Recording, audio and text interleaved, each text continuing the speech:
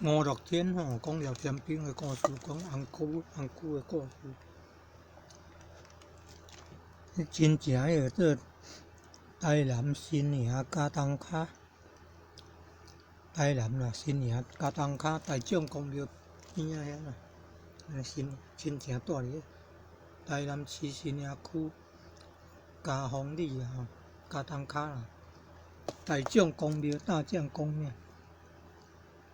旁边啦。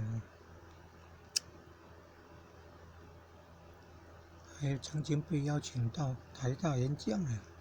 那么厉害，讲故事的闽南语讲的，很吸引人。好像民国60年代都有，小时候听的呢，现在已经111年了，中华民国111年了。